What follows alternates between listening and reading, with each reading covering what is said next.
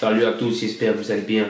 Enfin de retour avec une nouvelle vidéo que j'ai tournée avec mon ami Noël, qui est photographe, vidéaste, professeur, qui va bientôt lancer sa formation sur comment trouver sa niche sur les réseaux sociaux. Et je vous ai dit que je vous partagerai du contenu un petit peu plus réel.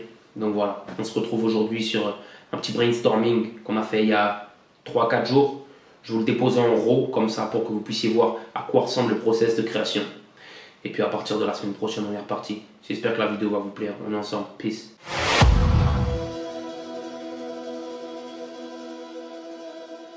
Parce que c'est intéressant de ce que tu disais. Envie de laisser une trace et avant ça, tu m'as dit autre chose. Libérer ça, libérer ma tête. Libérer ma tête. Libérer mon nez. Premièrement. Et libérer ma tête. Libérer le nose. Mm. Libérer ma tête. De quoi? Des pensées que t'as? Des pensées que j'ai, de tout ce que je peux lire ou vivre au quotidien et sur lequel moi-même en créant ce contenu-là, ça me permet de pouvoir faire le bilan et d'en tirer de nouvelles clés.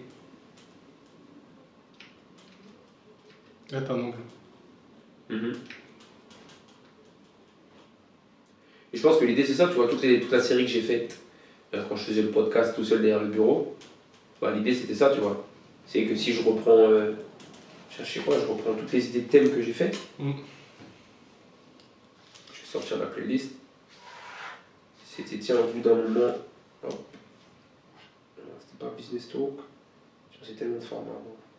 C'était pas Free Game, Late Night Special. J'ai fait tiens Late Night Special par exemple. L'idée c'était l'importance de l'organisation. Je sais que les gens vont pouvoir venir me voir à l'intérieur de la salle du temps parce qu'ils vont me poser des questions sur comment t'organiser quand t'es coach, quand t'es stagiaire, quand t'es franchisé, quand t'es tout ça. Tiens, je sais que j'ai toujours été. On peut se référer à moi par rapport à l'organisation et la discipline. Donc tiens, c'est quoi les clés pour moi les plus importantes par rapport à ça? Tu vois? Tiens, deuxième thème, j'ai fait le doute disparaît-il un jour? Ça fait tellement longtemps que je me creuse la tête pour pouvoir goûter un semblant de succès qu'au bout d'un moment, je sais que le doute, ça va traverser la tête de tous les gens, encore plus des entrepreneurs, et que l'idée, ça va être, ok, tiens, est-ce que le doute disparaît un jour quand tu atteins un certain niveau de succès ou est-ce qu'il fait partie du truc? Tu vois ce que je veux dire? Et en fait, à chaque fois, l'idée, c'était ça, c'était des trucs que j'ai dans la tête, des trucs que j'ai vécu, des choses que j'ai pu voir sur les réseaux abordées avec un angle différent par des entrepreneurs, et l'idée, c'était de pouvoir le faire à ma sauce, tu vois. Très cool. Ok, donc c'est tout parce que tu as déjà des inspirations. C'est quoi tes inspirations, toi, du coup? Si tu avais 5 créateurs. Jonathan Dupuytren, Finesse. Finesse, j'aime bien. C'est un mec qui est rentré en prison aux US pour scam. Je sais plus combien de temps il a pris. Il y a 3 ou 4 ans. Il est sorti, il s'est dit, de toute façon j'ai un bracelet, je peux pas sortir de chez moi. Je vais lancer un podcast et je vais en gros partager ce mindset entrepreneur, j'ai envie de m'en sortir. Et j'aime bien parce que pour le coup, tu vois, si je parle de Ghetto Gatsby, c'est c'est le mec qui a le plus ça que j'ai autour de moi, tu vois. Il a le chic de, tiens, ouais, moi aussi j'ai envie des trucs qui sont brillants, et je m'habille en costard, et fumer des cigares, et mettre des lunettes Cartier, etc. Et en même temps, le côté street smart, que j'ai vécu dans la rue, je suis allé en prison, j'ai fait des scams pour m'en sortir, etc. T'aimes bien les antagonistes? Moi j'adore ça. Et je pense que c'est là-dedans. J'aime bien les antagonistes parce que pour moi c'est là où il y a de la vibration, c'est là où il y a du remous. Tu vois, un personnage trop lisse, trop parfait, trop tout ça, l'identification elle est trop compliquée. Parce qu'on a tous nos démons. Tu vois, tiens, qu'est-ce que tu fais si demain tu essayes justement d'aller visiter ces démons-là, d'aller exploiter un peu ces zones d'ombre-là? Est-ce que la discussion elle peut pas être un peu plus intéressante, tu vois?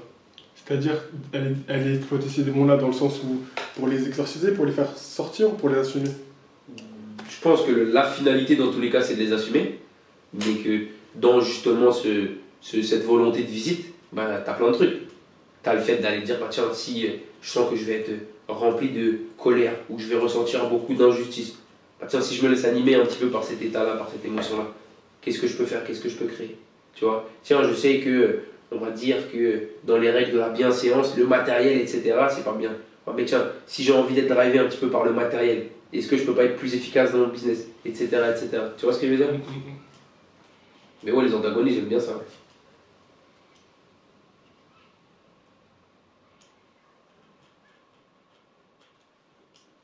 Ok. T'as un autre truc comme ça que t'aimes bien. Créateurs. Ouais, vas-y, en fait, la liste des créateurs, on va la descendre. La liste des créateurs. Il m'en faut encore 4. Créateurs qui peuvent me faire kiffer. Ouais.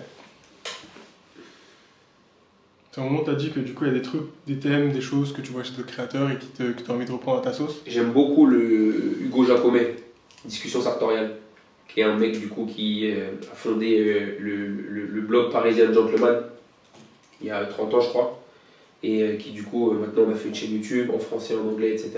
Et lui va parler des règles de l'élégance masculine. Comment bien s'habiller, comment avoir de bonnes manières, etc. Bah, j'adore écouter ce mec-là.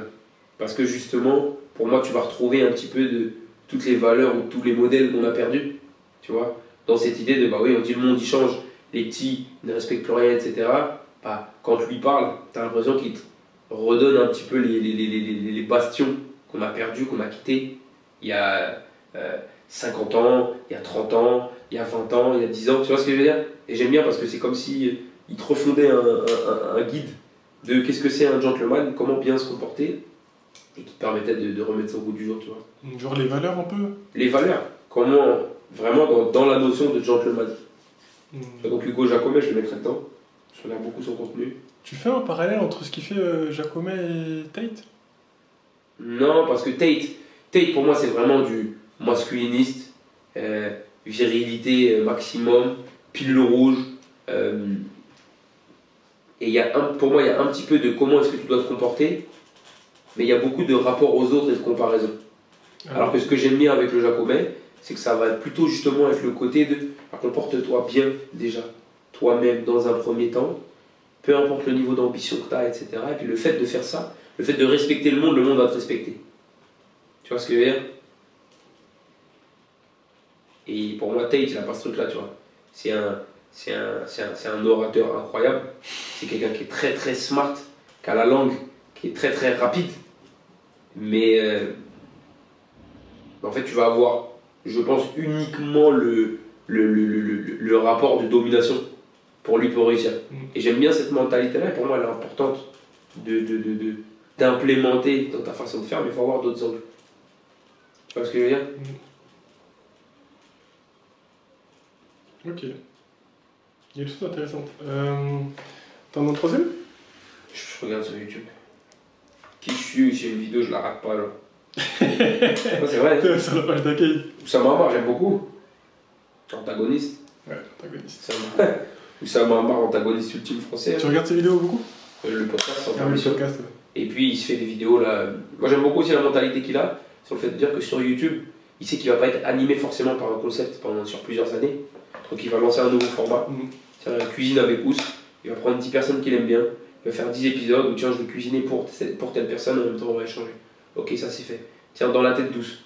Bah, tiens, je vais prendre 10 concepts qui sont pour moi clés ou super importants. Comment scaler ton business, comment automatiser ton business. Je vais faire 10 épisodes et je passe à la suite. Et j'ai l'impression d'être un peu comme ça dans ma façon de créer. C'est dur pour moi de me dire qu'est-ce qui peut me faire kiffer pendant les 5 prochaines années. Tu vois. Par contre, bah, tiens, les 48 lois du pouvoir, ça m'a fait kiffer de, je vais aller jusqu'à la loi peut-être 25 ou 30.